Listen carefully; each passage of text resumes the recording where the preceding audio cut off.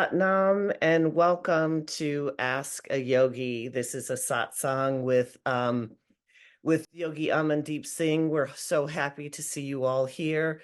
This will be a monthly event where you can ask your questions of Yogi Ji, a realized yogi, and hopefully move your spiritual progression along. Just to give you a few um, suggestions for today. If you need translation, there should be a globe that says interpretation at the bottom of your control bar. Click on that and you can select either Spanish or Russian. Also, we're going, in order for us to facilitate this Ask a Yogi program, you can put your questions in Q&A. You should see at the bottom of on the control bar Q&A. If you forget, you can also put it in chat and we will read the questions from there. Also, a few announcements. This is a wonderful event that we are offering for free. But if you are so inclined, we ask that you submit donations by the link that's in the chat. Yogi Amandeep Singh has begun an ashram that does so many wonderful things in the community in India, and so there is a sponsor, a brick program sponsor, a tree, also Langar, which is providing money to feed the community there, which is one of the highest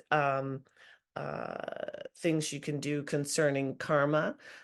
So if you'd like to donate, please use that link there. Also, just to mention briefly, there are some wonderful and exciting events that are coming up.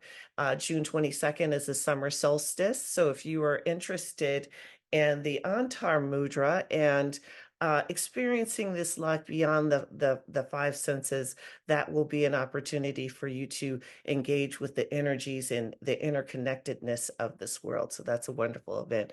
And then also in January, what's very exciting, Yogi Amandeep is going to have a yatra, a spiritual retreat to southern India, mainly in Tiruvannamalai. So please do check out both links.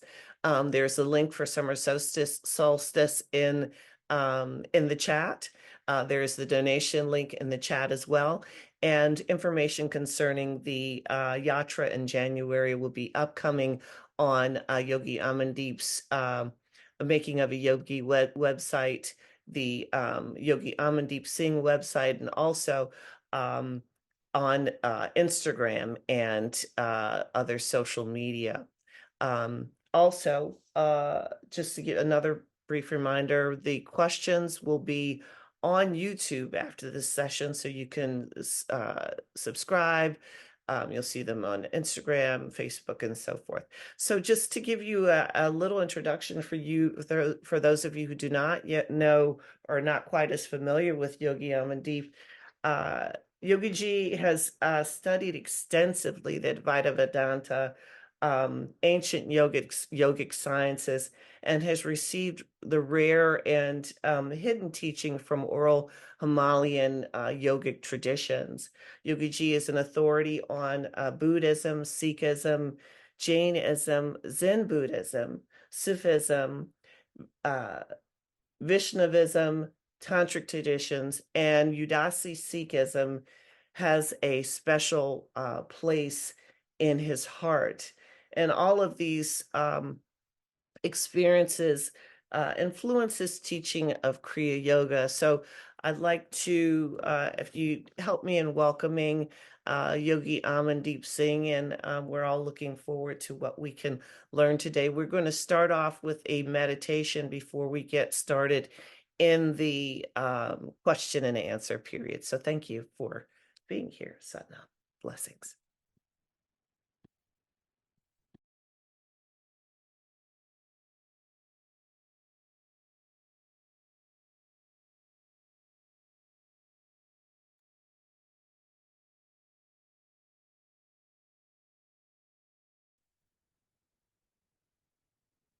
Satnam and many blessings to all of you, my friends. This is a very beautiful time, and the sun is setting in certain parts of the world. In this part of the world that I am in, the sun is setting, and many of you on the other side of the world, the sun is rising. So these are two important portals. Both of us, despite in different space, in different time, we experiencing the opening of the portals. So 2 times a day, the portal opens when the sun is setting and when the sun is rising. So almost all of us here, either you are in a location where the sun is setting or where the sun is sitting. So this is a very beautiful portal. Welcome to Ask a Yogi. Today we will be diving into some beautiful meditation and Q&A and into each other's space, into each other's aura, and into each other's heart. So please join me. Let's start with tuning in, hands in the center of the chest. We will tune in with Om Namo, Gurudev Namo, a universal mantra, a powerful mantra that opens the heart.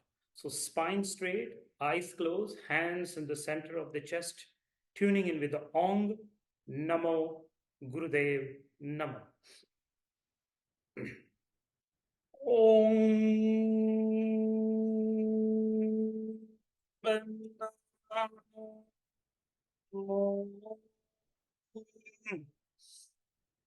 Guru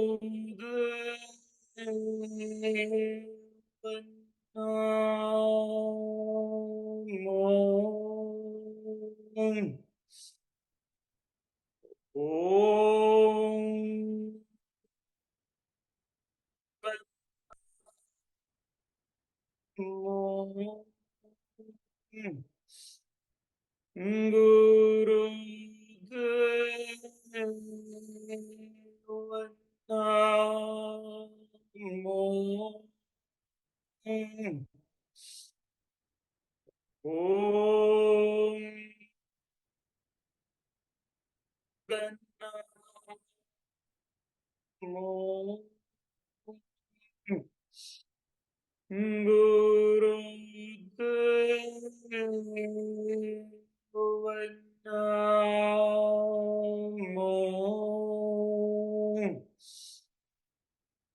Adgure Namahe, Jugadgure Namahe, Satgure Namahe, Sri Gurudevai Namahe. Adgure Namahe, Jugadgure Namahe, Satgure Namahe, Sri Gurudevai Namahe. Adgure Namahe, Jugadgure Namahe, Satgure Namahe, Sri Gurudevai Namahe. And inhale and hold your breath. And as you hold the breath, tense your body. Squeeze and tense your body from head to toe. And localize yourself into the spine. Imagine all that you are is anchored, established, unified in the spine. And exhale. One more time, powerfully inhale and hold your breath. And from head to toe, squeeze and tense yourself and localize yourself into the spine. Become aware of the spine from the base to the tip. Hold and exhale. One more time, inhale. Hold, squeeze and tense the whole body and localize yourself. Hold yourself into your spine. And hold and exhale. And very slowly open your eyes. My friends, we'll start with a meditation. And in this meditation, we will be using this mudra. Mudra. Two fingers this way, two fingers this way, creating a V. This is the Shushmana mudra. When you go into this mudra, automatically the Shushmana, the central spiritual nerve, opens up. A portal, a dimension, and anchoring happens the moment you sit in this mudra. So both hands into this mudra and onto your knees. So this mudra onto your knees. And we will be reciting a mantra. And the mantra is Har, Hare, Hari, Va, He, Guru. Har, Hare, Hari, Va, He, Guru. So these are 6 sounds which comes from the 6 philosophical schools of India or the Himalayas. So there's 6 schools, and these are the 6 sounds. Har is the pure potential, the field of all possibilities is called Har. Hare is what you are withdrawing from it now. Because all of us, we don't have the full access to the pure potential, to the totality. Only a certain portion, according to our karma, we are able to assess and withdraw. That is called Hare. Har is the pure potential, totality, all that is. And Hare is what you are withdrawing from it. And Hari is the ultimate withdrawal that you can draw from these when you uplift yourself. That is Hari. And Va is vow, He is now, Guru is wisdom. So Va, He, Guru is the wisdom of vow in the now. My friends, in this mudra, for 1.5 minutes, let's chant this mantra. Each time you're chanting, your navel pumps. Har, Hare, Hari, Vah, He, Guru. Eyes will be closed. Focus on the third eye. Let's assess the 6 schools of wisdom. Har, Hare, Hari, Vah, He, Guru. Har, Hare, Hari, Vah, He, Guru. Har, Hare, Hari, Vah, He, Guru. Har, Hare, Hari, Vah, He, Guru. Har, Hare, Hari, Vah, He, Guru. Har, Hare, Hari, Vah, He, Guru.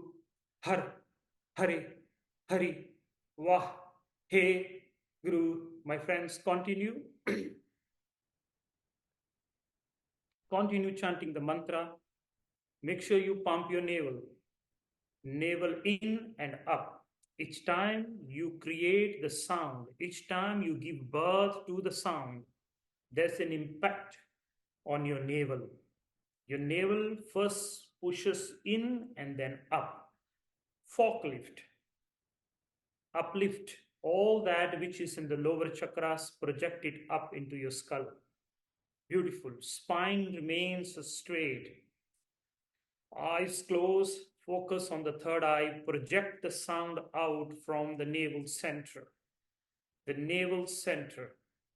Vah. He. Guru. Har. Hare. Hari. Vah. He. Guru. Keep up. Keep up.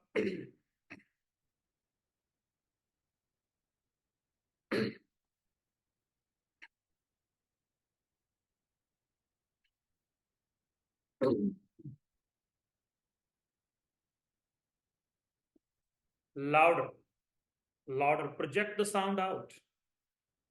Allow the sound to be infused with the strength of the navel, with the fire of the navel, so that when you are speaking, the whole body is receiving your sound. Ordinarily, only the tongue moves, and then that is called shallow communication. Now, when the navel moves and the whole body engages, it is called parabhani, which means the communication of the beyond.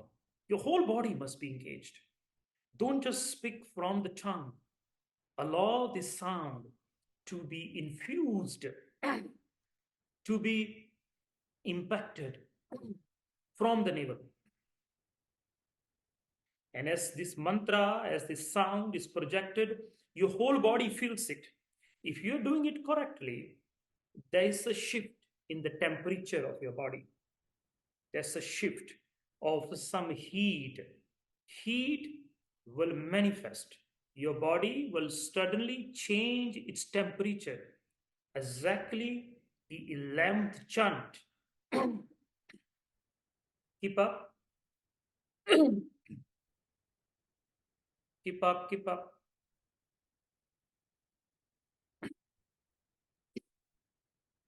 We're almost done, my friends. A minute to go. From the navel, impact, project. Har, Hare, Hari, Vah, He Guru. The wisdom of the vow in the now. Beautiful, my friends. Create a deeper impact. Your spine has to be straight, eyes closed, looking up into the third eye. Eyes closed, look up into the third eye as you project this sound. The six schools, the She Kara, She Guru, She Upades, the sixth wisdom, the six sages, the sixth dimension, the six expansions. Beautiful. Keep up.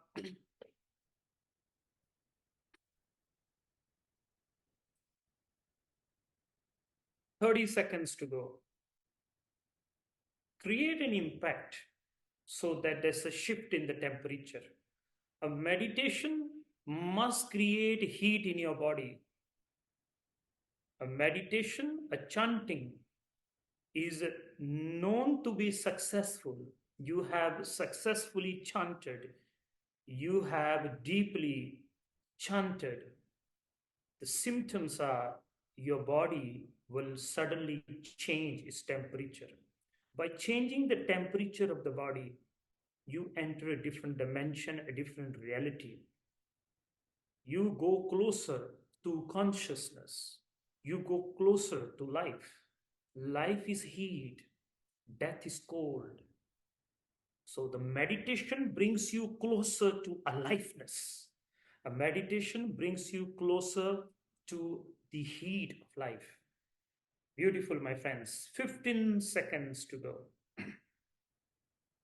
From the navel, last few seconds, project the sound out. Create the impact, shift your dimension, shift your reality, shift your mind, shift your emotions. Beautiful, beautiful, beautiful.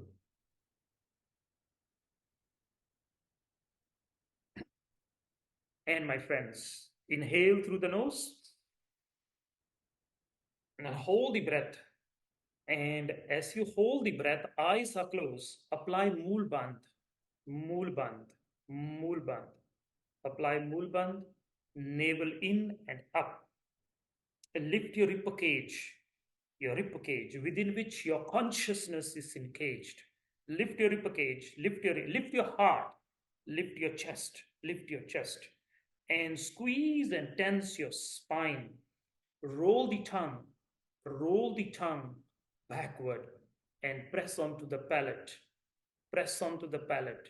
The eyes remain looking up and become aware of the 10th gate. Hold, hold, lock yourself in this space. Hold, hold.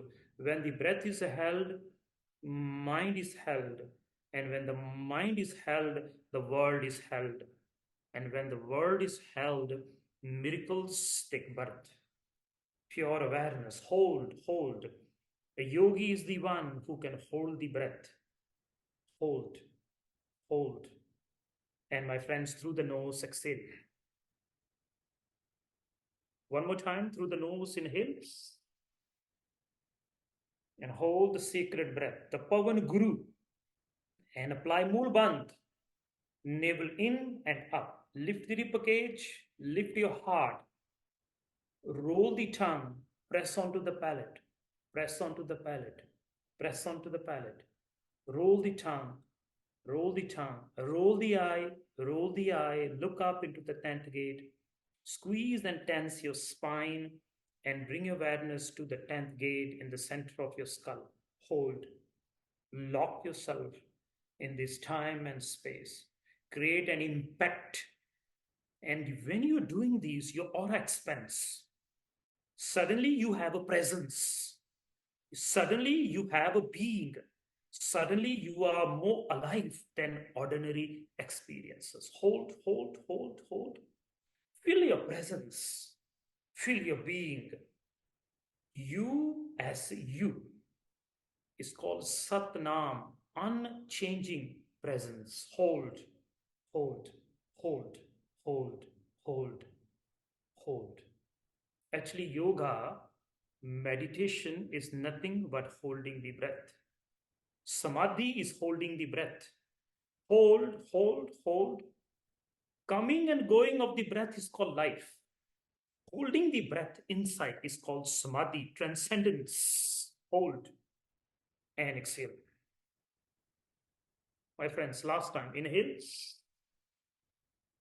and hold your sacred breath. The Pavan Guru, apply Mulbandh, navel in and up, lift your ribcage, within which your consciousness is encaged. Your soul, your awareness is encaged in your ribcage. This is the prison within which the individual identity is kept, held, located. Lift your heart, your chest, up, up, up. Roll the tongue, roll the tongue, roll the tongue. Press hard, hard, so that you feel a pulling sensation in the third eye. Hold, medical reasons, relax. Eyes are closed, you're looking up, and you are tensing your spine. Tense your spine. And bring awareness to the center of your skull. Hold, hold. Now, this mudra that you have applied, this what you are holding, gives you a presence. Feel your presence. You have a presence. This is presence. This is aham. This is beingness. This is self. This is you without your story. Hold the breath. Hold the breath. Hold the breath. Do nothing but hold the breath. If you don't know any mantra, if you don't know any tantra, if you don't know any yantra, if you know nothing, just keep holding your breath. And my friends, this is the fastest way to free yourself from your emotions, from your story, and from all the unwanted stuff that is locked within the physical body, the mental body, and the energetic body. Hold, hold. We're almost there. Hold, hold. Experiencing the breath, experiencing the universe, experiencing the self. Hold, hold, hold, hold, hold, and exhale. Sit still, don't do anything. If you were with me, eyes closed, my friends, if you were with me in this last few moments, something has changed. Something has shifted. Be grateful for this. Be in reverence for this. Beautiful. Just sit, do nothing, do nothing, do nothing, do nothing. And my friends, remain in this posture. One more time, powerfully inhale. Hold the breath. Apply Mool Bandh, navel in and up. Lift your ribcage, lift your heart, roll the tongue, press the palate, roll the eye, look up into the third eye in the center of the two eyebrows. Lock your sight, lock your vision, and open the realm of visions. Hold and tense your spine, squeeze your spine. Bring awareness to the center of your skull, in the center of the skull, where the yogis tie the rishi knot, where the hair, which is an extension of your auric field, is tied. And tying of that ties you in this time and space and gives you presence, gives you weight, gives you gravity, gives you individuality, and gives you a personality. Hold, hold, hold, and exhale. Very slowly open your eyes and Satnam. My friends, this meditation, you can practice this during the sunrise and during the sunset. It gives you access to the six wisdoms in the yogic lineage: Mimamsa, Uttamimamsa, Nyaya, Shankhya, Yoga, and Vedanta. So, the six schools. This is a very powerful and very impactful meditation as well as mantra. My friends, we now enter the second part of our Ask a Yogi, where we sit and you ask questions, and we together create a sacred space, and we try to dive into those questions together with the grace of the Guru. So if you have any questions, as Elena was saying, you can type it out in the Q&A or in the chat. So prefer in the Q&A if you are able to, it will be easier. And so type your questions in, and Elena will read those questions, and then we will go into this Q&A together with the grace of the Guru. So Elena, you may start reading your questions. Thank you so much, Yogi Ji. Please do continue to type questions in. Okay, for the first question, meditation and the intense energy of the times are invoking a spike in glandular hormonal activity and other sensations within my body. Why? How to balance, integrate, adjust? Can you repeat your question? Sure. Meditation and the intense energy of the times are invoking a spike in glandular hormonal activity and other sensations within my body. Why? And how to balance, integrate, adjust? Yes. So you are assessing Shakti. Only Shakti. There is no bhakti, no devotion, no gratitude, no reverence. And this is the symptoms of someone who is missing the other side, the two wheels, bhakti and shakti, both must go together. My suggestions to you is start bowing to the moon, start bowing to the sun, start bowing to the mountains, start bowing to the trees, and start bowing to the rivers, start bowing to the stars. My own personal experience, each time I pass by a mountain, I mentally bow. A secret that I'm sharing with you. Each time I walk past, drive by a flowing river, I bow. Each time I see the moon, I bow. Each time I see the stars, I bow. So, reverence, bhakti is very important. If not, the body and all this meditation intensifies. Everything raises everything, uplifts everything to here. And the whole body becomes imbalanced. When a lot of energies due to different meditations and the surrounding and all that you're doing is lifted up here, it is now important to bow so that the head becomes lower and the heart becomes higher. So, bowing is one of the most important mudras, most important posture, most important tantra, most important yantra, and all that easy. This is the most important. Regularly bow. You must bow. You must have somewhere where this head becomes lower. If not, along with what you are experiencing comes the next part, which is the spiritual ego. I have obtained. And this is so beautiful question. And I'm very thankful to you for asking this question. The balance of bhakti and shakti is important. Today, start this experiment. For 3 months, experiment on this. And if nothing shifts, then just throw it this away. But my friend, surely something will shift because this has been my experience. I'm sharing this from my own experience through the grace of the Guru. Bowing is so important. You can do Kriya or not Kriya, does not matter. You can chant or not chant, does not matter. But if you don't bow, something matters. Because when the head becomes lower and the heart becomes higher, and this was what it was in the mother's womb. As your journey started in the mother's womb, you did 84 asanas. All the yogic asanas were mastered in the mother's womb. All 84. You mastered them. And then slowly you turned, your head become lower, and your head became lower, and your legs became higher. Head became lower, and heart became higher.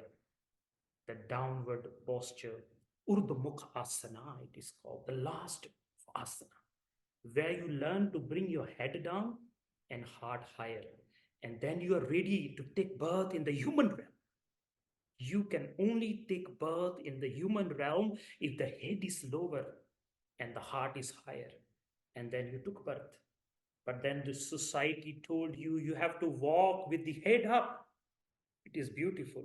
But then the yogis come, the yogic wisdom come, the Himalayas come and say, we have been standing for years, nothing has happened. My suggestions to you is bring your head down and let the heart go higher.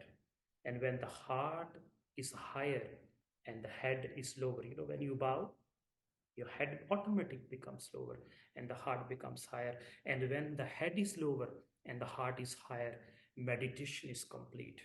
Something will shift. Something will shift. Now, this is a beautiful question. And usually I go very long answers. And I was thinking I'm going to give short answers this time. But this is so beautiful question. I want to end with a story.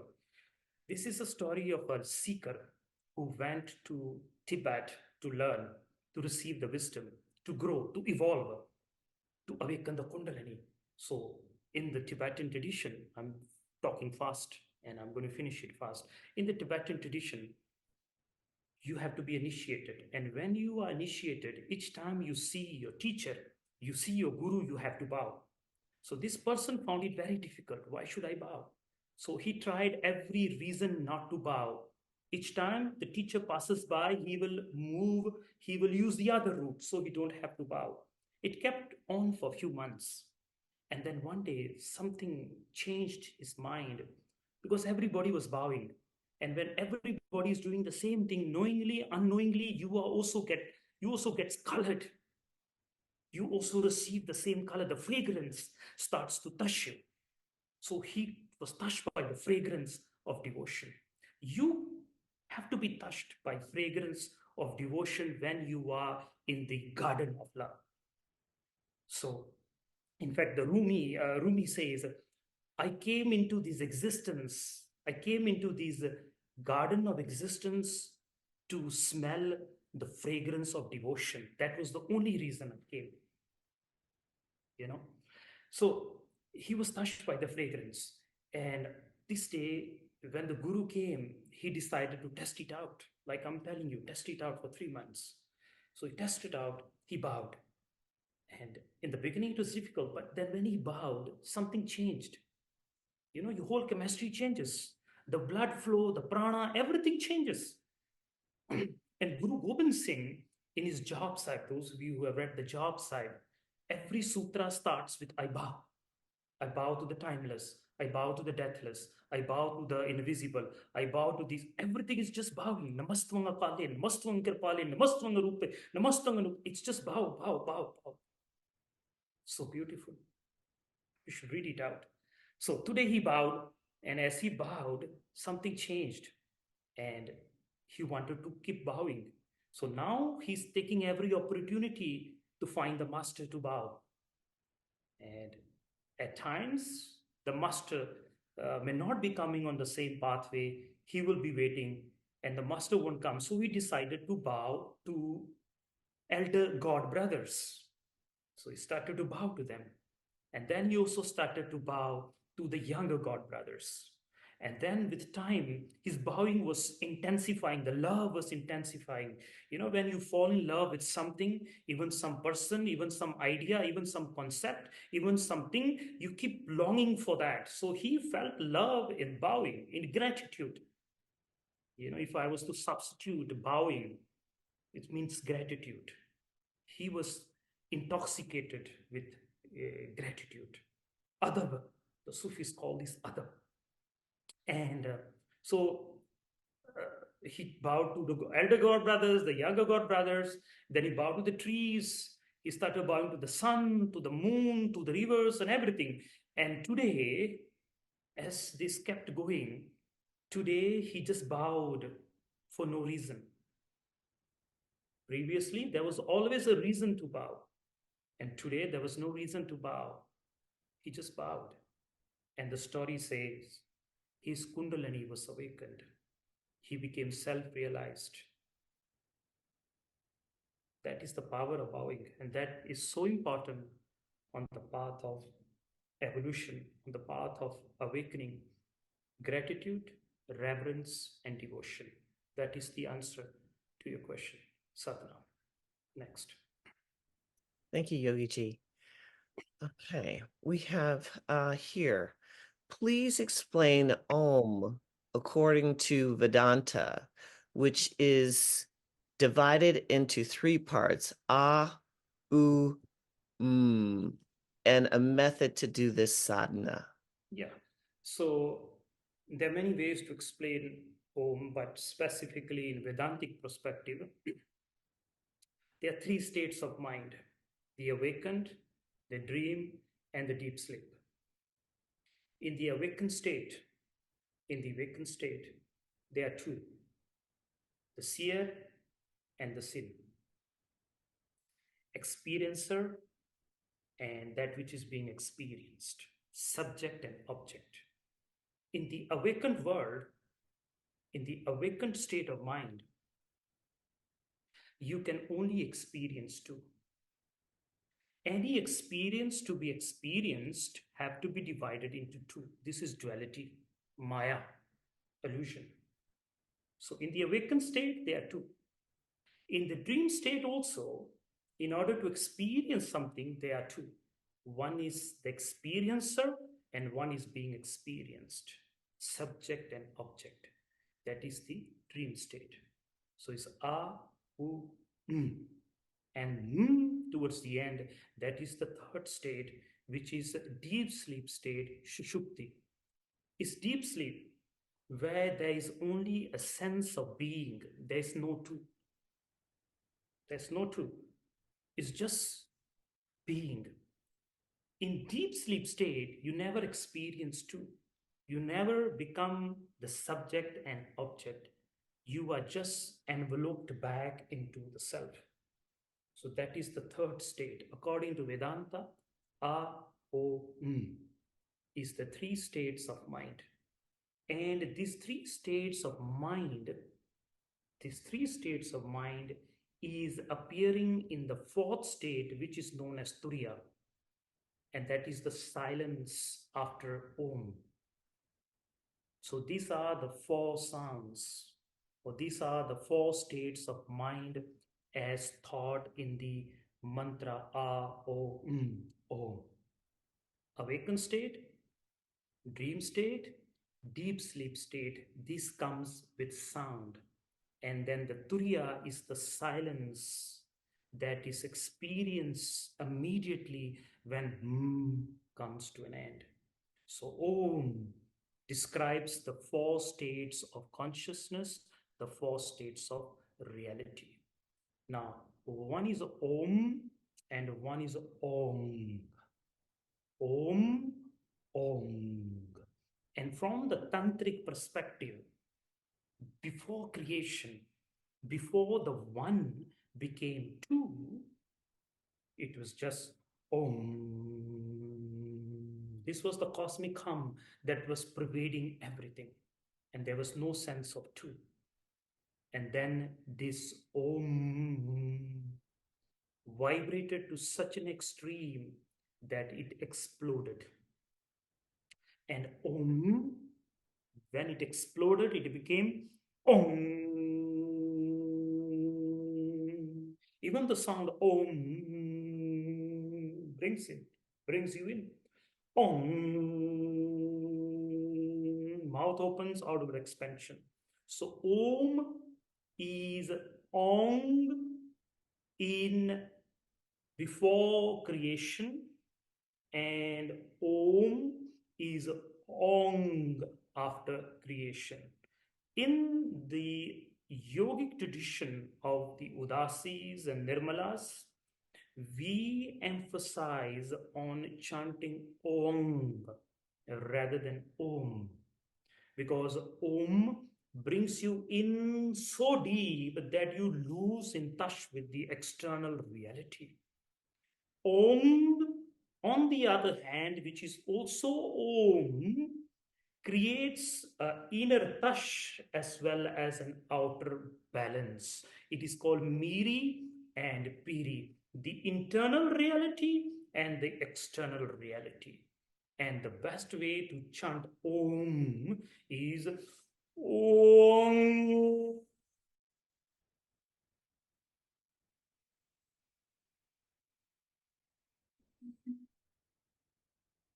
Chant from here, here, and here. Om. So the sound starts from the heart, goes into the throat, and comes to the navel, and you project it out of the third eye. Om.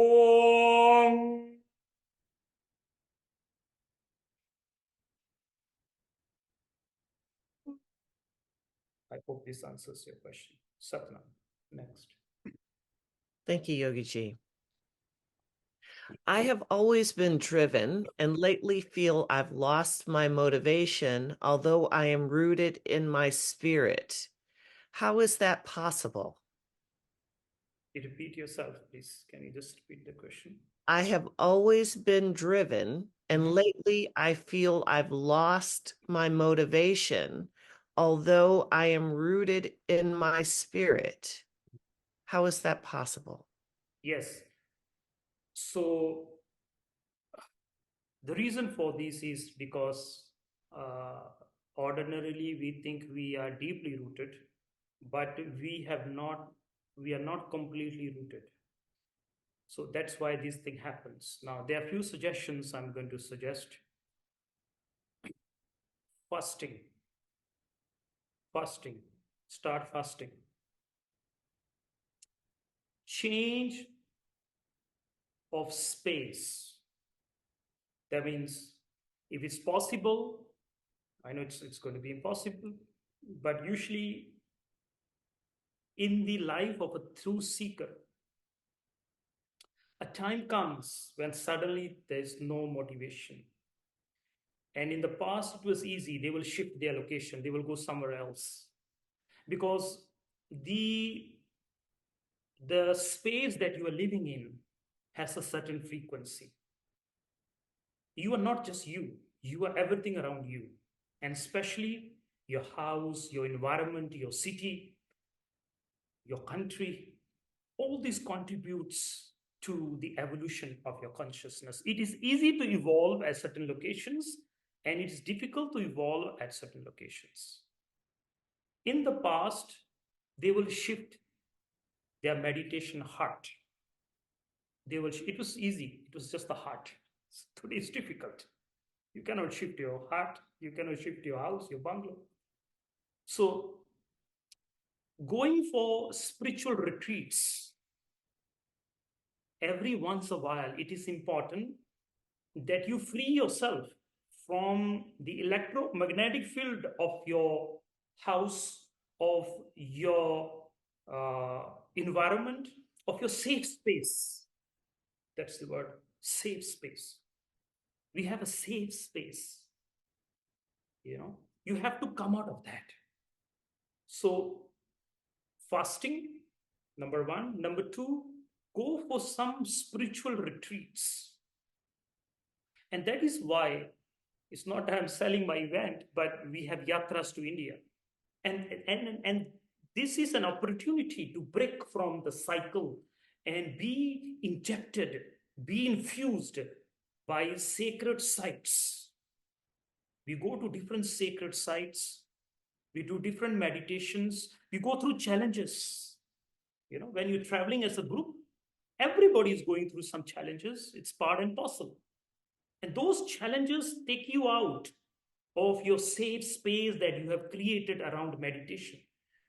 For meditation to really uplift you, you must change your environment, your style, your safe space. In the past, they will go to the mountains. Every once a while, they will do a trekking up into the mountains to meditate just for 1 hour. And the whole journey will take days. Even now in Tibet, they do a walk from their house to Mount Kailash. Every 3 steps they bow. Every 3 steps they bow. It takes them 6 years, 5 years, 3 years. This may not be possible for us, but you have to go out of the space which you have created, because that space that you are in can only give you a push until a certain state of mind. And now it is time to change your space, change your place, even try changing your meditation. Try changing the kriya that you are doing. Try changing some of the mantras that you are, because sometimes certain mantras will work on you only until a certain state of mind has been received. These are some suggestions that you can apply into your life. Experiment it for 3 months. They have these beautiful retreats every once in a while. There's also Vipassana, which is free, by Goenka, Vipassana retreats. Come out of your house, come out of the safe space, go and sit somewhere else. Maybe start spending every once a week, go to the river and sit by the side.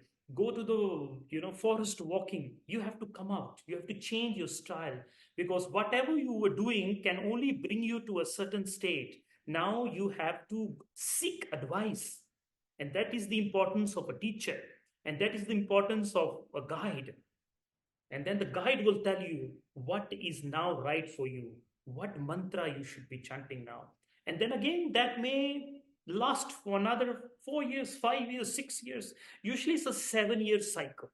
Every 7 years, you have to seek advice from someone who has walked the path. We call the guide, the teacher. Every 7 years, you must check out your sadhana. And this is a sign of growth. This is a sign of some great blessings, that this question has come into your life. This experience have been bestowed upon you to give you a push. And I'm thankful for this question. And I hope that answered your question, Sadhana. Next. Thanks, Yogi Ji. There's a question that kind of relates to your answer. Which mantra is the strongest to let go of thoughts? Well, I would have suggested certain mantras, but I think the highest sadhana, the highest mantra, or the highest kriya, or the highest yantra.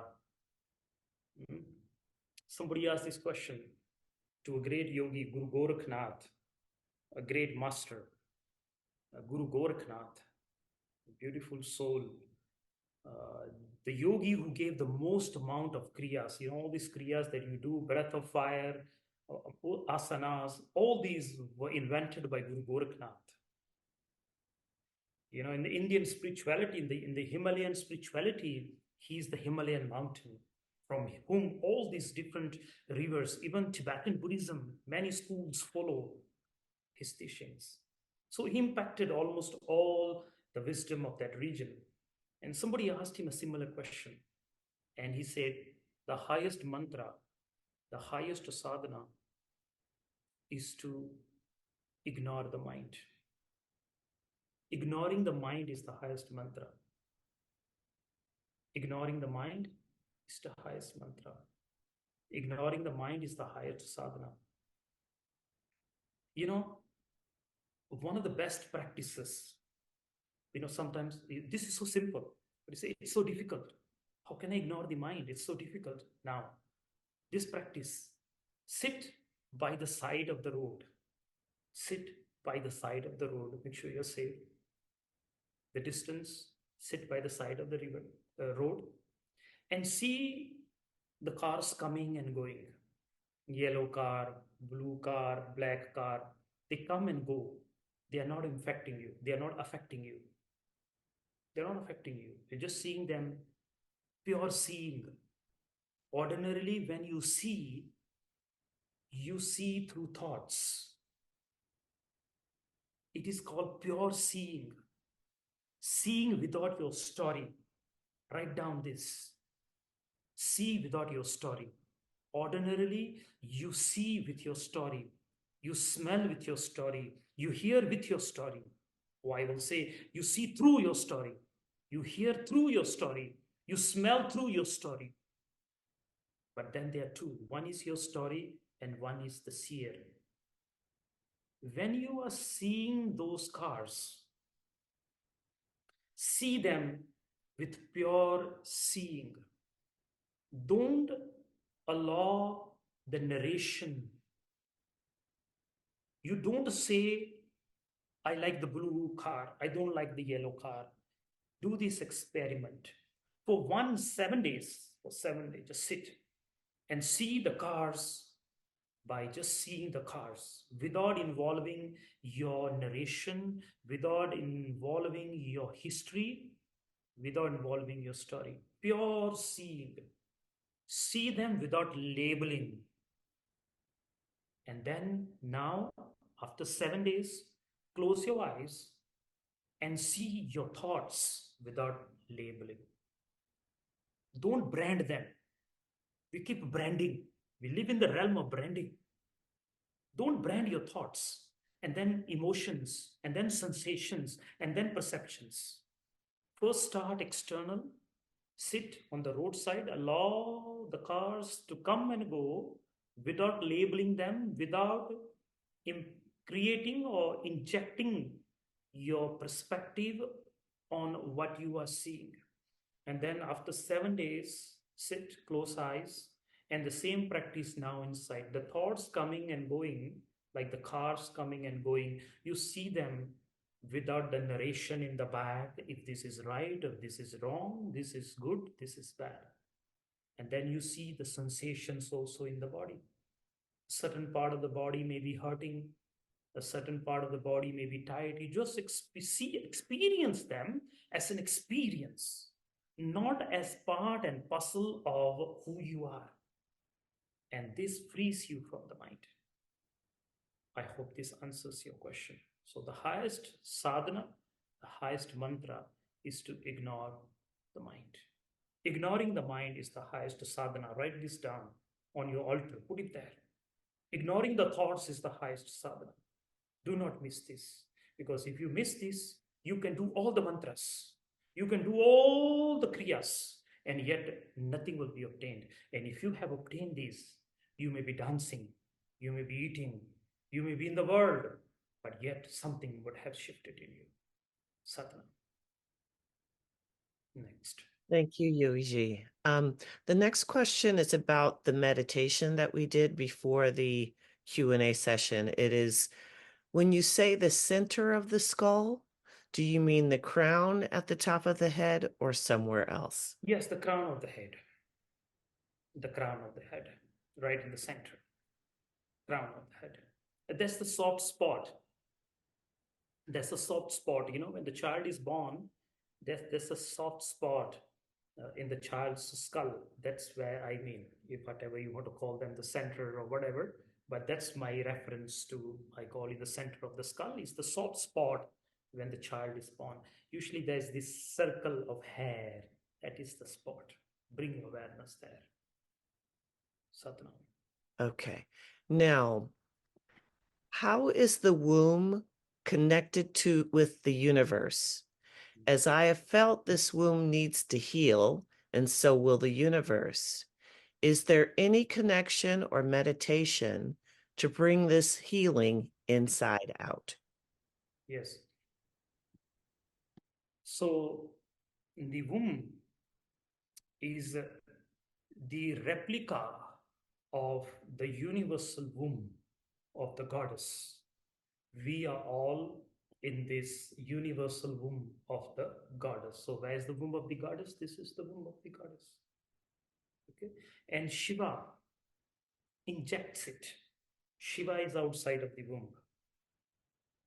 In other words, the womb is the realm of mind, and Shiva is consciousness. So, the womb of a female body is a replica of the universal womb. One of the very beautiful meditations given by Shiva to his wife Shakti or Parvati to heal this womb, the wounds of the womb. And it can have these wounds for many reasons. And the beautiful meditation given by Shiva to his wife to heal the womb after she gave birth, because when the child is released, the womb becomes empty, and a lot of emotions erupt in a woman. A lot of reality changes, taste changes, life changes. So to heal that space, Shiva gave a meditation.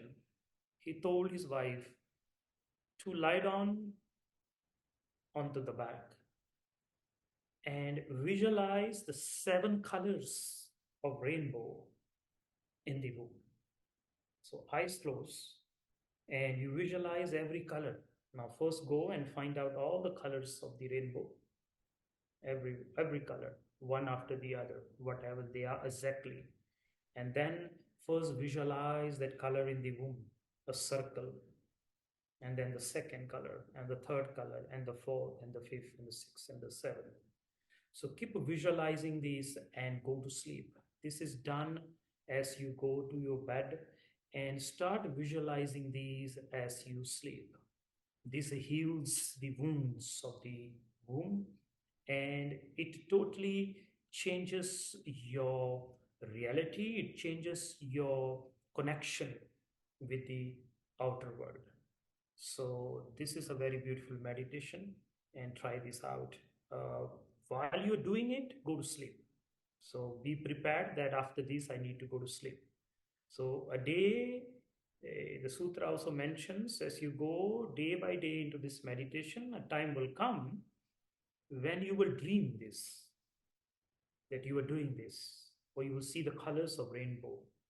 Know that you have entered the unconscious or the subconscious mind, and the healing has gone deep.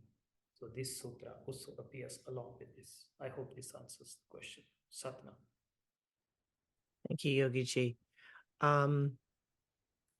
This question is, I have blockages related to my past experiences. Mhm. How to unblock myself to allow the new and reach my potential? Change the food that you're eating. If how much ever you're eating, reduce the food. Start fasting. Change the colors you wear. uh, Change the location of that place where you ordinarily sit. When you're sitting at home, there's a space that we sit all the time. Change the structure of your house, change the structure of your bedroom. So change everything, the whole furniture. Change the furniture, change the colors you wear, change the words that you are speaking. Consciously start changing. All of us, we have a special style of speaking. you know we can uh, we can recognize people, someone from the voice. So voice is your identity, and when you are in a certain state of mind, your voice is different. And when you are different state of mind, your voice changes. So start changing the words that you speak. Maybe start reciting a mantra after every word or every line that you speak. When standing, chant a mantra. When sitting, chant a mantra. When stepping out of the house, chant a mantra. When sitting in the car, chant a mantra. So basically, realign, repattern all that you are as far as the physical body is concerned, as far as your mental body, your communication is concerned, as well as far as the physical reality that you are living. So change your furniture, change the direction of the bed, the direction of all that in your house, and change the colors as I mentioned, and also change speaking, communicating. Now, one of the very beautiful ways to really change and bring a shift in your reality is to start speaking from the heart. What does that mean? This really creates an impact on you, and changes your reality. Um, when you're speaking, make sure your heart is vibrating. You see, vibrating. You have to start speaking from here, and then you can easily, because emotions are all here in the throat center, in the projection. Here is the words, but without coloring of emotions. Here is all emotions. Here is pure words. Here, navel center, the words don't have a structure. The words don't have only as an idea, they exist in the navel from the yogic perspective. The words are not coming from the head. The words or the communication is coming from the navel. So at the level of the navel, the words exist without any form. They don't have a form, they don't have a structure. It's just energy, uh, pure possibility, as far as words, as far as reality is concerned, navel center. And then they come to the heart center, and then they get structure. And then they enter the throat center, they get infused with emotions. So, ordinarily, when you are speaking from emotions, from problems, throat is the center. But then you want to change your emotions, you want to change your reality, you want to come out of all the emotions that you're stuck in, change the depth of your words. Because Akri Naam, Akri Salaha, Akri Gyan, Geet Gun Kaha. All the wisdom is in your words, all the stories are in your word, bondage is in your words, and freedom is also in your words. So that is the power of your words, of your communication.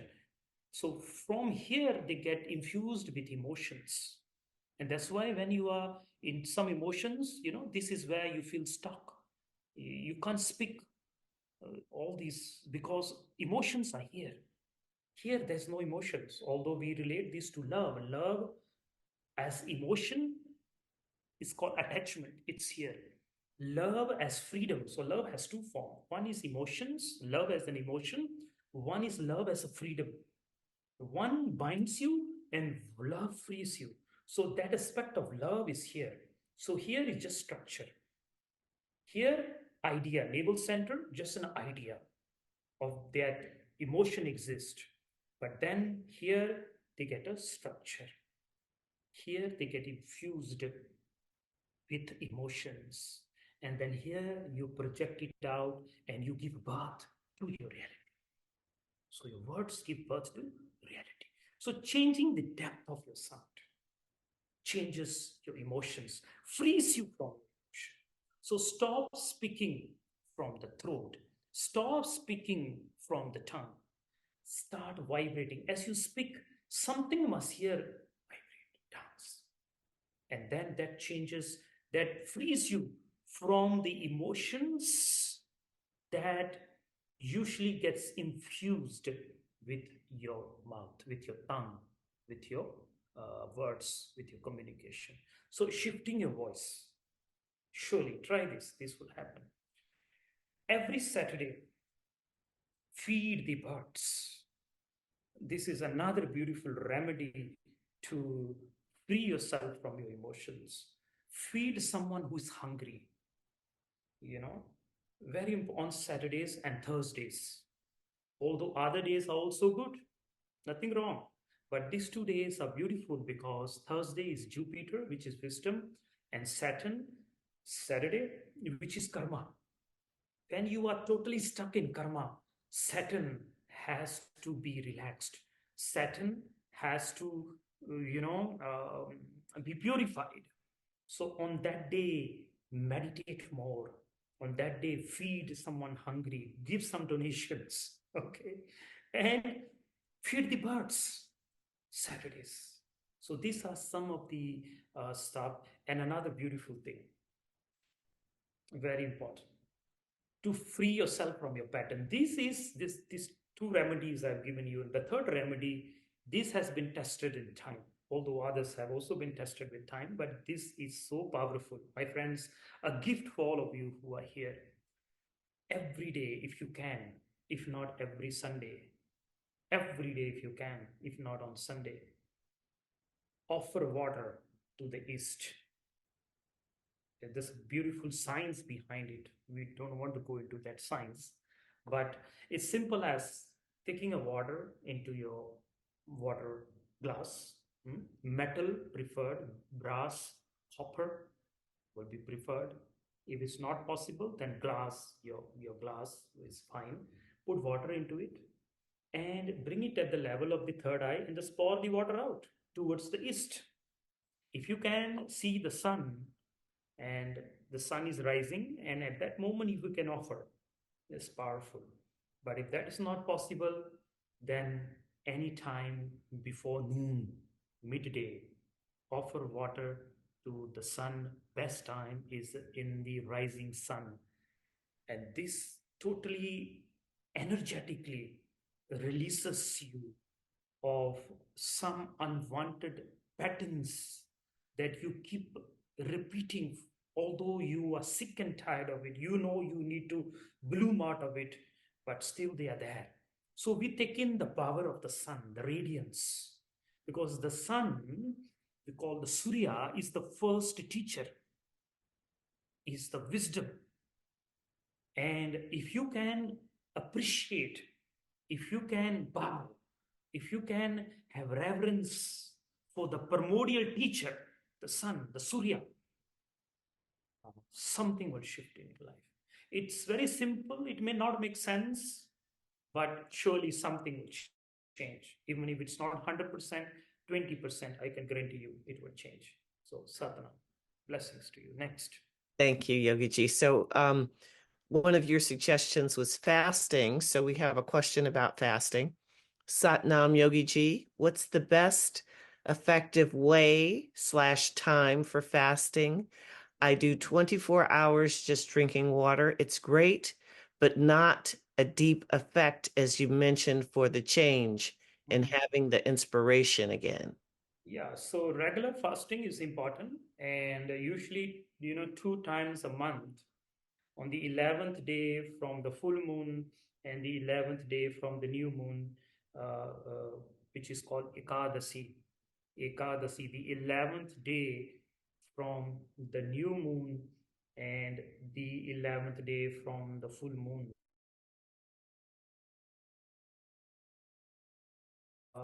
Do fasting. You can do water fast on these 2 days. Other than that, every Thursdays and Saturdays are also good to do a fasting.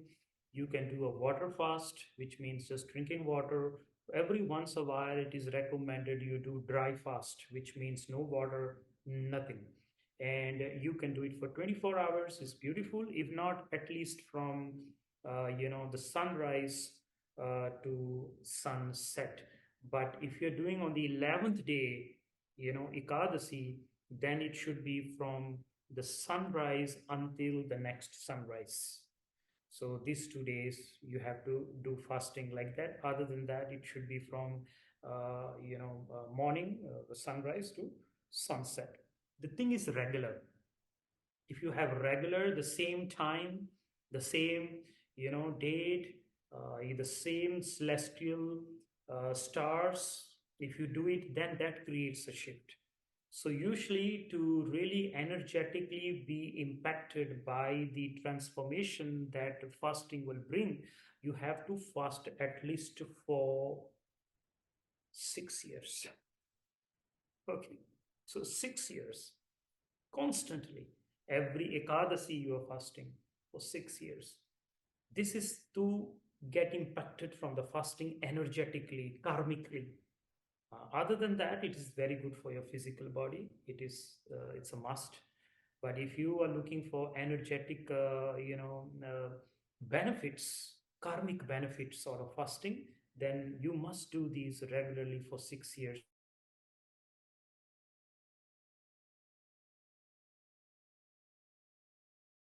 Thinking will change. So I hope that answers the question, Satnam. Thank you, Yogi Ji. So this question is about Sikhism. Mhm. I love Guru Nanak, and I've got so much respect for Sikhism. He's always in my heart. Can you explain to me more about him and his son, Baba Sri Chand? Where can I read more about this beautiful religion? Thank you. You're my inspiration. Yeah, I think there are two good websites that I will recommend. One is called sikhdharma.com, if I'm not wrong, uh, and SikhNet.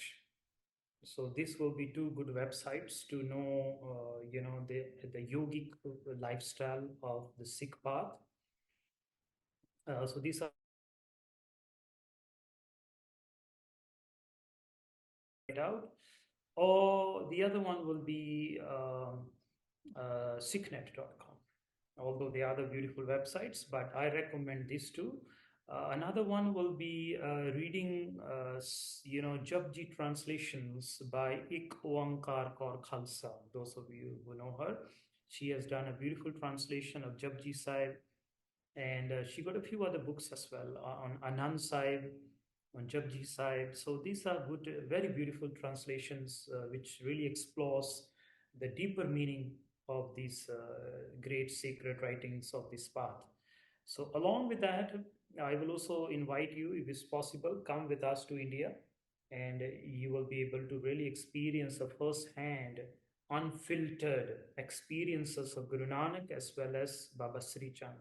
In fact, our ashram that we have been gifted is the space where Baba Sri Chand meditated for 1 year.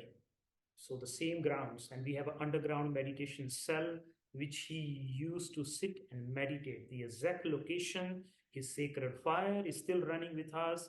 We found some of his ancient, tools that he used. We found the ancient shoes that he wore from the shrine inside.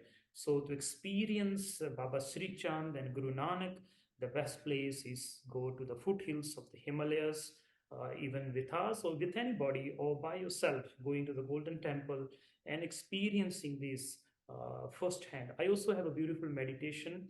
It's called Inner Journey. It's available on Spotify, which is a guided meditation into the Golden Temple.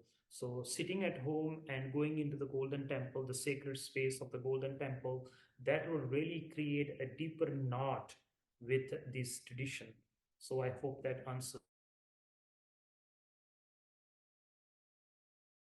What practices do you recommend for addictions? As I understand, there is an offering to the sun and feeding the birds, but what yogic practices are best to do? Yeah.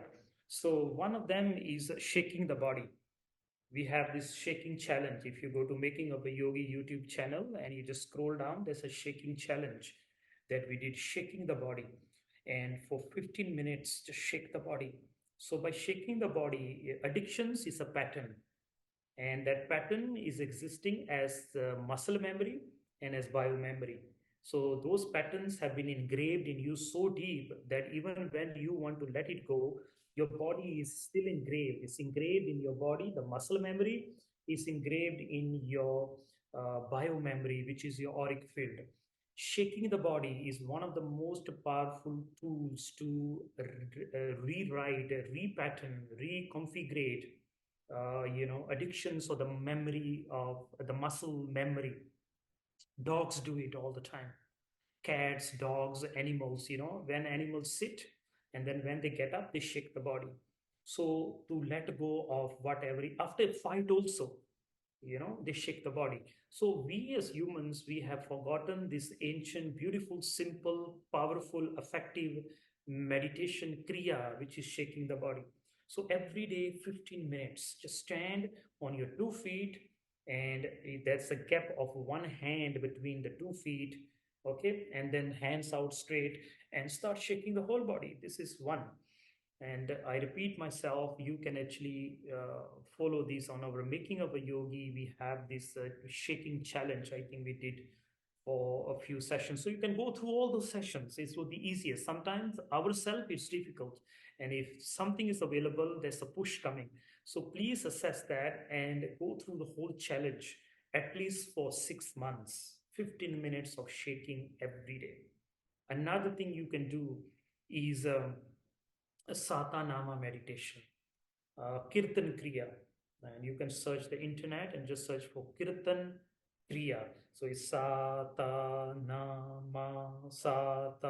Nama, you know, each part. So these are the remote controls of your hand, remote controls of your life, your fingers, which are directly connected to the brain as well as the heart and the other parts of the body. So moving the hands, when you go mad, you have no control over your hands. The more insane you are, the far away you are from your hands.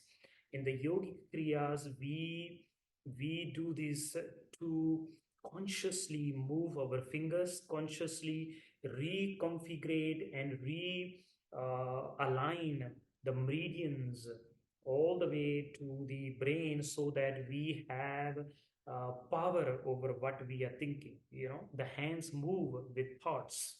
So if you do something with the hands, you can change your thoughts.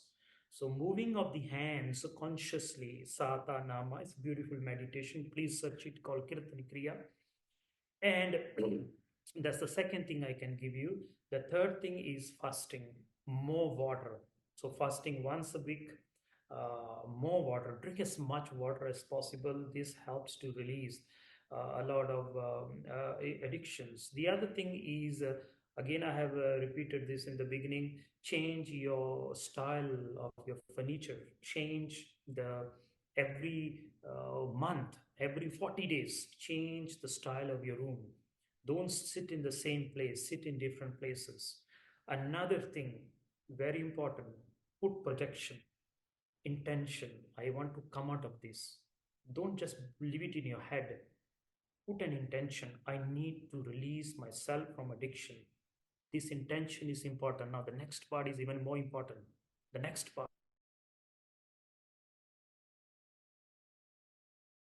northeast. Northeast. When you are putting an intention, when you want a shift in your life, you must face northeast and your breath must be held inside. So, intention, how to have intention, powerful projection, so that the universe listens to you, so that you voice your intention, reaches the cosmos, then you get help from the cosmos. It's called Gur Prasad, the grace of the un uh, the grace of the universe, Gur Prasad. Facing the northeast, inhaling, holding, holding the breath, facing the northeast in this mudra, Jupiter, ring finger, sorry, ring finger. Okay, communication, relation, communication, relation finger, Surya finger. Okay, your ring finger. So putting it out, inhaling, holding, facing the northeast, holding the breath as long as you can. Extreme hold, projection. I need to change, I need to change, I need to change, I need to change. And Satnam, exhale. Inhale, hold, projection. I need to change, I need to change, I need help. Universe, connect. Universe, help, whatever. All these intentions that you have, give it to the universe, give it to the skies, give it to the cosmos. And then when you need to exhale, Satnam, exhale. So 11 times this every day. Surely the Guru's grace, something will change, something will shift. So these are some of the suggestions for addictions. Satnam, next. Thank you, Yogi Ji.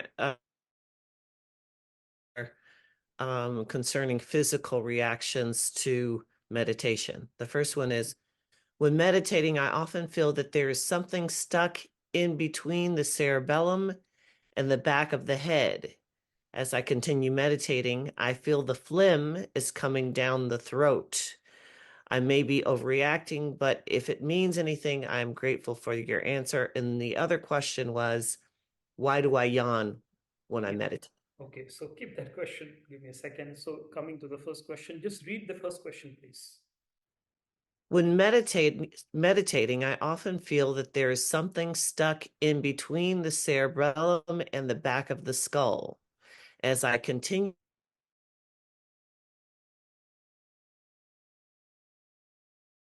overreacting, but if it means anything, I'm grateful for your answer. Yeah. So from the tantric perspective, from the Kundalini yoga perspective, from the Kriya perspective, so there are two paths. One is the progressive path, one which is called the Tantra path, the path which most of us are aware of, and then there's the direct path, which is Vedanta, Advaita. So not according to that, but according to Tantra.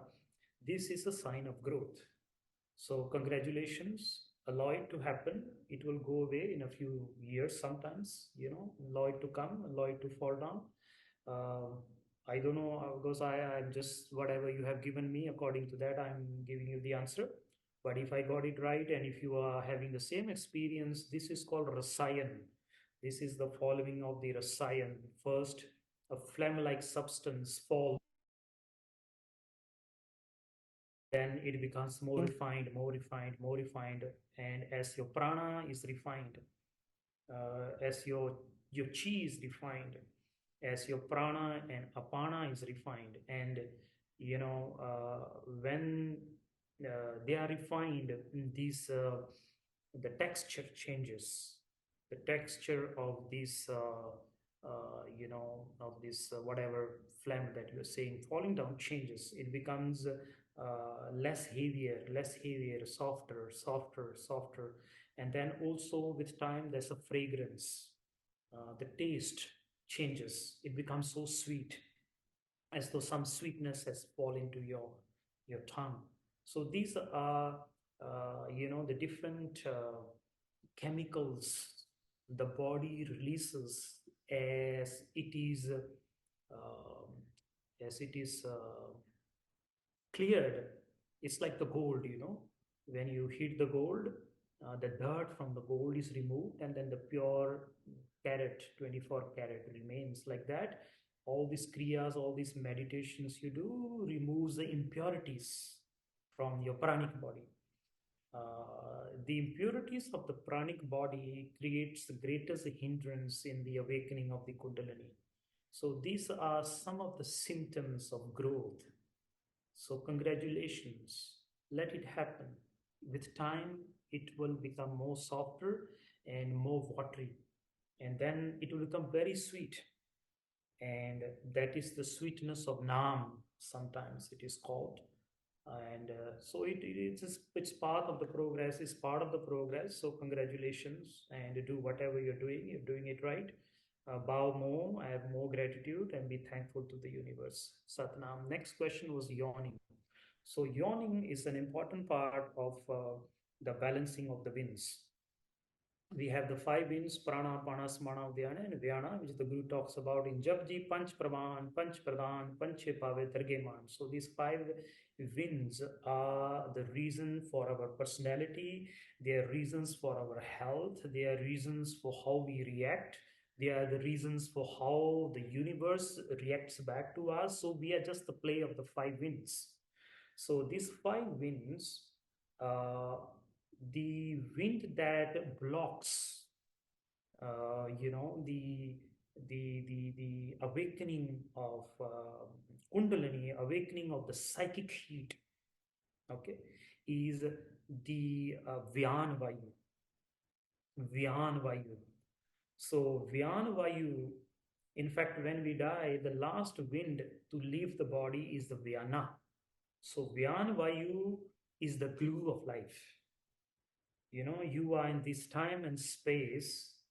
Your hand is here. It is not, coming off and connected here. All this gluing into this time and space, the gluing of you in your story, the gluing of you in your patterns, the gluing of you in your karma is because of the Vyan Vayu. So prana vayu releases you. Apan vayu again brings you down and say, no, it's not time yet, come down. Okay. And Udyana vayu grinds you in your story. Udyana vayu keep grinding you. And then you have prana, apana, then udyana vayu, prana, apana, samana. Samana vayu is that wisdom in you which tells you let's stay balanced. That intention in you to move forward, to be there and not here, to progress. That's called samana vayu. Although it has other way to translate and relate them, but I'm relating according to your emotions. So, like that, the Vyana Vayu is the Vayu or the wind that ties you in time and space. So, as you meditate, prana is increased, upward force. And then the Vyana Vayu starts to dismantle you from the knots, karmic knots. And yawning starts to happen. So, meditation uh, throws the excess Vayu wind out. And when the excess of Vayu wind comes out, it is called yawning. Yawning. And it relaxes you. And that's why before sleep, you yawn. And because of your yawning, you can go into deep sleep. So, deep sleep is releasing you from your karma. When you go to deep sleep, all your problems disappear, don't they? You forget all your problems. You forget yourself. That yawning brings you into deep sleep. Similarly, in meditation, which is deep sleep or deep relaxation, freeing you from your karmic knots. So, yawning is one of the symptoms of deep meditation.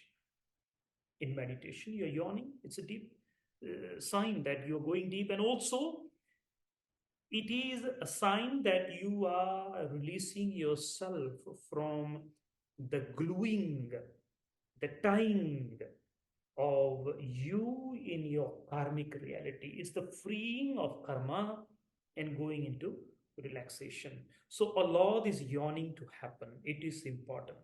And if you're not yawning, it doesn't mean it's not happening. Every individual is different because the five wings, the configuration is there according to your karma. So sometimes you are releasing the karma and the yawning happens more. And there are other ways to release karma also. If you feed somebody, you're releasing karma. You may not need to yawn. You are you're feeding the birds. That's also releasing karma. Donations, giving, this is also releasing karma. So this yawning is a beautiful thing. Allow it to happen. Sometimes it can go burping also. Usually that happens when you on the physical plane is not healthy. Okay, burping, letting go of gas and all that. That is because your physical body, because the mind, body, and the spirit, these five winds have to be balanced before the goddess, the Kundalini, the Bhagavati can awaken itself in you. So the path has to be cleared. There must be clarification. There must be clarity. There must be cleanliness. So this is the cleanliness. This is the washing of the inner golden temple. So it's a beautiful sign. And Guru's grace be upon you. Satnam. Next. Thank you, Yogi Ji. It's just about an hour and a half, but we have time for a couple more questions if you'd like. Yeah, Okay. important. So, this question, I have had extreme skin problems, neurodermatitis, since I was born, and it's gotten worse at the moment. What advice or meditations do you have for me that can help? Yeah, so this is a karmic thing. If it comes with birth, it's a karmic thing. So, karmic thing usually, there are many ways to deal with this. The first one will be ancestral release. Maybe down the road, if you go back into your history, there are 60 to 70% chances that somebody in the past also had a similar thing that you're having now. Maybe your great grandfather your grandfather or great great grandfather, somebody would have had this. So this is a karmic thing. This is an ancestral line that you are continuing. So ancestral release some of the stuff you can do. Go for someone who can help you do some ancestral release, and that's one. In India, there are few places that you can go. You can go to Gaya, where they do special meditations just to release you from your ancestral luggage. And in South India, Rameshwaram, there's a beautiful 21 wells where you take the water and you do a certain meditation to release your past.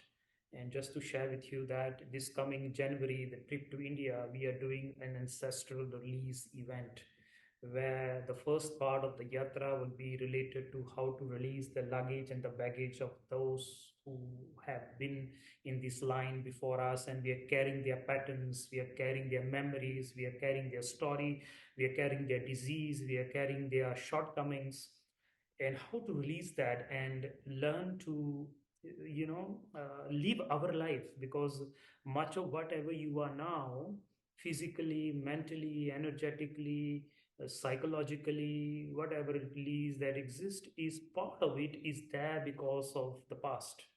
You are just a repetition of what happened in the past. So this is karma, and dharma is when you can live your life. So most of us, we don't live our life. We live the life of our ancestors. Same disease we carry, same mind, everything is same. And so there's this whole yogic science, and it also exists in many other beautiful traditions where they work very consciously. In the Native Americans in South America, they are special people who help you to release all this. So you can try one of those. So come with us to India this coming. We will be specially focusing on that. So this is one karmic release, ancestral release, number one. Number two, Tan Tan Ram Das Gurujin Sriyatane Swarya. This mantra is a very powerful mantra, and reciting this mantra will help you to release yourself karmically. Not 100%, but this is one of the things which will psychologically help you to release yourself. Uh, so this is the second thing that you can do, a mantra, Tan Tan Ramadas Guru, and you can search it on the net. Chanting these 11 to 21 times every day for at least one whole year, right? So this is a good one. This will open gateways for you. This will open opportunities for you. This will open pathways for you where you can go into deeper healing. So this is opening of the door. Another thing you can do is get in touch with some good Ayurvedic doctor, a good Ayurvedic doctor that can, in South India, usually in Kerala and all that, they are very good, beautiful, very powerful Ayurvedic doctors who has been receiving this wisdom, in their father to son. So another thing that has been coming down. So usually not everything bad, but beautiful things also do come down in the family. So assessing someone and open so that the universe can open the doors, chant this mantra, you receive someone, a good Ayurvedic doctor that can help you in this. And other than that, taking in neem, Neem, neem tablets. So these are good, for again, consult a doctor, but neem is very good to be taken in this. But when you take neem, your body becomes dry, so you must also take ghee along with this. So if you are taking neem, it is important to take at least half a spoon of ghee every day, either in your food or in whatever you are eating, or directly. So these are few things that I can suggest. Satnam. Next. Thank you, Yogi. Can you repeat the mantra again, please, so we can put it in the chat?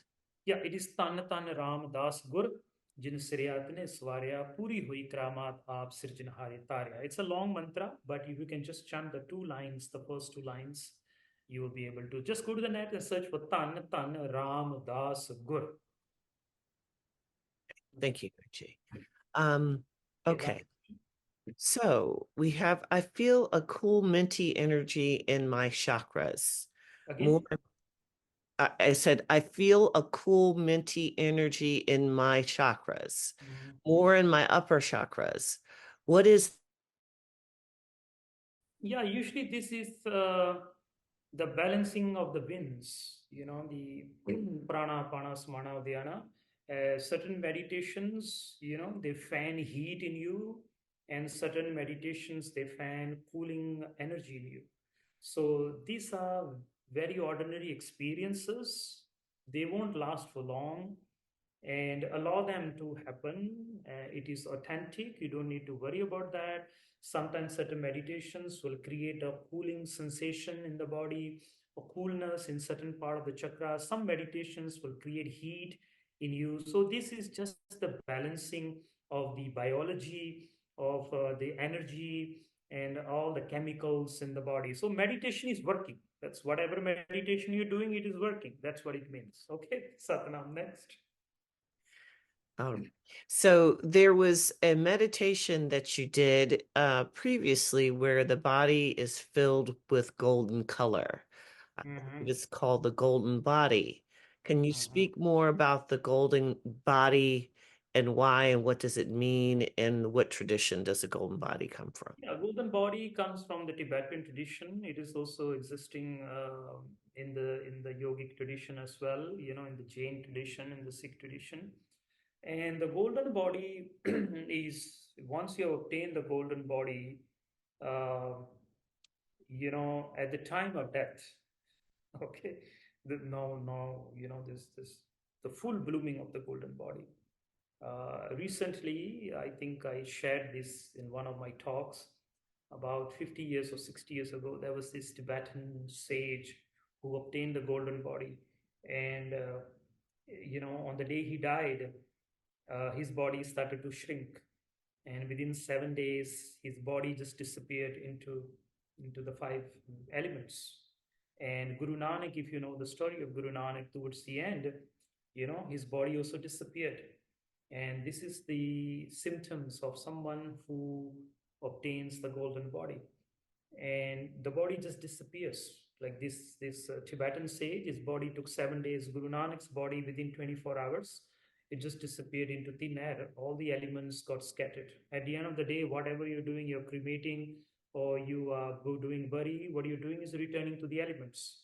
So one is naturally the body returns back into the elements without the interference of the human body or human individuals.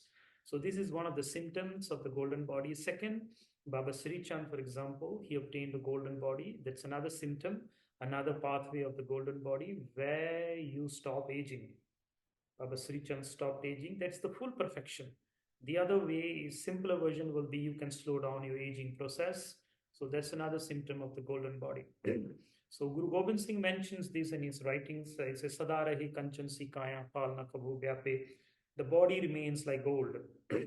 So physically, mentally, energetically, your whole aging process slows down. So that will be for people like you and me. But then the full blooming of these happens, like what happened to Guru Nanak, what happened to this Tibetan sage, and also to Baba Sri Chand. So these are some of the things, although I may have talked about these in very detail in some of my lectures, and you can assess those lectures. So Satnam next. Okay, we have Satnam Yogi Ji about japa. What is most important, posture or focus or motion of tongue or feeling the sound inside? And why 11,000 repetitions? Yeah, so beautiful. Yeah. So ordinarily, different teachers will tell you differently, and everything is beautiful. But in this time and space, whatever is coming to me, the best way for successful japa is to become aware of the tongue. So where the tongue is touching. For example, Satnam, Karta, Pruk, Nirpau, all your awareness should be in the movement of the tongue. The tip of the tongue is where the Shushmana ends. Sushmana also goes up into your skull. So there's another part. Sushmana also goes into the third here. There's another part. Sushmana also goes into your third eye. There's another part. So you can use any of these pathways. You can focus on the tenth gate. You can focus on the third eye. You can focus on the tip of the nose and the other places as well. But in this time and space, what coming to me is to share with you that becoming aware of the tip of the tongue and which part of the palate it touches. Every 24 hours, the tip of the tongue, the shushmana, which ends in the tip of the tongue, is activated for the blink of the eye. So one blink, it's activated in 24 hours. At that moment, whatever you say with your tongue is heard by the universe. It creates an impact in the electromagnetic field of the earth. So that's why conscious speaking is another important part along with chanting. Don't speak negative. If an individual can speak only positive for 40 days, he starts creating an impact in his life or other people's life. His words become so powerful that if he says somebody bless you, it doesn't becomes blessed. So the power of the tongue is related to the japa. So in the japa path, the path of japa, the most important pathway is the becoming aware of the tongue as compared to becoming aware of the third eye or other places. So this is another path. Japa specifically, if your life is all about japa, all about recitation, just recite, standing, sitting, whatever you're doing, just chanting. Then become aware of the tongue and see which part of the palate the tongue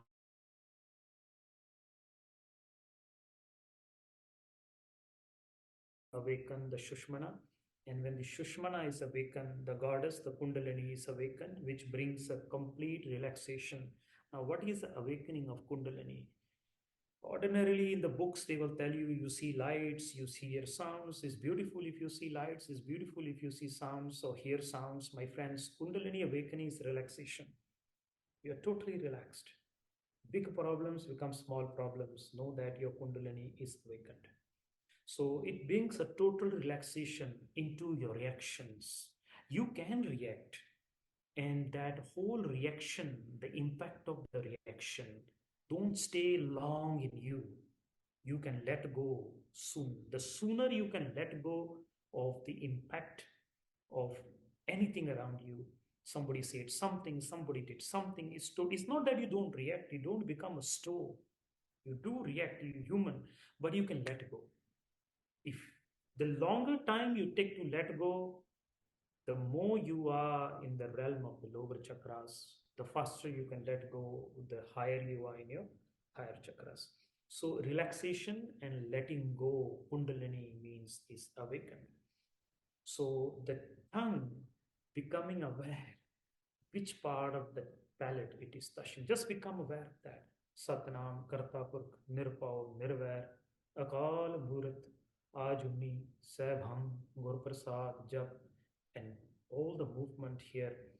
The upper palate corresponds to the dome of the universe. The dome of the palate corresponds to the dome of the universe. So as you are,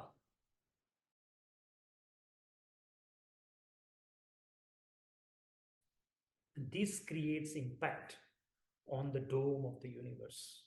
And the dome of the universe is the stars. And the stars control your destiny. Okay? Destiny, according to astrology. The stars, when aligned, you are aligned. The stars, when not aligned, you are not aligned. So, whatever you are is written in the heavens, in the Akashic records. So, just by chanting and becoming aware of the tongue, which is the lower realm, and the palate, which is the higher realm. So the realm of humans, which is the tongue, and the palate, the realm of the devas, the tongue, which is the mind moving, and the palate, which is consciousness, stationary, sitting. Tongue is Shakti moving, and the palate is Shiva. So the touching of the tongue with the palate is the union of Shiva and Shakti. It is the union of Purusha and Prakriti. It is the balancing of yin and yang, and duality ends. One who recites japa becomes that which he or she is doing the japa of. So Satnam, for example, through identity, unchanging, you assess the unchanging identity. Vaheguru, wow, in the now, wow. And you really go wow in the now. So these are your qualities. Mantras are your qualities when the tongue, the lower self, the palate, the higher self, tongue, Shakti, palate, Shiva unites. The union of Shiva and Shakti and the end of duality happens. Stars get aligned. Everything is balanced and everything goes relaxed. It's not that things don't happen to you. They keep doing what they are supposed to do, but your reaction towards that now has become different. They can only impact you for 30 minutes. They can only impact you for 1 hour. They can only impact you for maybe one day. And then you're back to your normal self. Know that you are progressing. This is the pathway through japa, awakening through japa, sadhana. So, my friends, unless we have another question, short one, and then we will end. Thank Anything? you so much, G. I just wanted to, before we end and you talk about some of the programs that are coming up, I just wanted to remind everyone that this session will be presented on YouTube. You can subscribe. It's going to be on Instagram. Please make sure you subscribe to the newsletter. There's also the links in the chat concerning the summer solstice on June 22nd. Please sign up for that. That's an event where you can transcend the senses and connect with the energies and be interconnected. And also, Yogi G is going to talk a little bit about summer solstice and also our January event. And please do donate. This is a free event, and I think you've benefited a lot from Yogi G's answers. So let's keep this going with all of the wonderful projects that Yogi G is doing by donating generously. Thank you. Thank you. Thank you. Blessings, my friends. So before we go, I humbly invite you to our upcoming event, which is 22nd June. It's summer solstice. So on this day, the sun is closest to us, and sun, as I mentioned, is the primordial teacher. On this day, you have to sit, you have to meditate, and you have to meditate right, you have to sit right, and you have to do the right things on the right, when the right time, right place, the right teachings, right teacher, and right student unite, something surely will shift in your life. So my friends, on this specific day, we will be working on a very powerful kriya. And because the sun is closest, we want to make sure we are doing the right kriya on this day. And the right kriya for this day is called the Antra Mudra. Antra Mudra is the, all of you have done this. And, I say, I know this, but my friends, you don't know this. Gyan Mudra. Gyan Mudra. What actually Gyan Mudra is. And really what it means, and how just with Gyan Mudra, you can transcend time and space. And specifically on the day when the sun is the closest, when the radiance is closest, when the light is closest, when the primordial teacher out of compassion comes so close so that we can uplift ourselves. My friends, I invite you for this powerful and a very deep meditation where I will say the science, the technology, the beautiful reasons why you should be doing this Kriya. Gyan Mudra, so which is a seal of wisdom. But what is this wisdom? Which wisdom? Seal of wisdom. But which wisdom? On that day, we will discuss that. And that wisdom is so open, that wisdom is so clear. It is right behind the eye, it is right in front of the eye, but yet we keep missing. A very powerful, impactful, enlightening. I repeat, it is enlightening. It will enlighten you. I can guarantee you, if you can just sit with me and just listen to what I have got to say with the grace of the Guru, and then we will do the Kriyas, and we will understand it intellectually, and we will understand it, technically. This powerful Kriya and the powerful technology will totally harness the energy, the psychic heat in you. And when more heat is there, you're closer to life. So take away all the coldness, which means death, and all the heat, and which means progressing. And on this day, the sun, the Surya is closest, it will be amplifying your heat. Psychic heat is called digestive fire, intellectual fire, and psychic fire, and then the fire of yoga, Yogagni, and then Brahmagni, the fire of cosmos. These five fires we will work on. And my friends, I invite you to come and join me on this special day. You can sign up now, and you can please share this information with others as well. Also, my friends, in January, we have not yet released, but in January, we are going to India, to South India. The focus is on ancestral release. And we will be going to this very sacred site that has been used for thousands of years to release the all the luggage and the baggage of the ancestors that we carry for no reason, to free ourselves from our patterns. And then we will be going to a beautiful sacred site, which is the biggest and the grandest sacred shrine of the goddess, the sacred shrine of the goddess Meenakshi. You know, the goddess uh, with the eye of the fish. That beautiful space. It is the grandest and the biggest temple dedicated to the goddess on the planet Earth. So, my friends, after that, we will be going to, Arunchala, which is the center of Shiva, which is the center of Advaita. You'll be visiting Ramana Maharishi, a great yogi, his ashram where he sat and became enlightened, and much more is there. There's also a whole Ayurvedic part where we will go through Ayurvedic treatments. We'll go through Ayurvedic treatments to cleanse the impurities on the physical level, and then the mental level, energetic level. It will transform your life. So these are two events. Other than that, my friends, we have a beautiful ashram. If you're ever in India, please come and visit. It's in the foothills of the Himalayas. It's near Chandigarh, in northern India, near Anandapur Sahib. And we are doing a lot of beautiful work there. Please help us and walk with us in any way you can. Come and volunteer. We're doing a tree planting.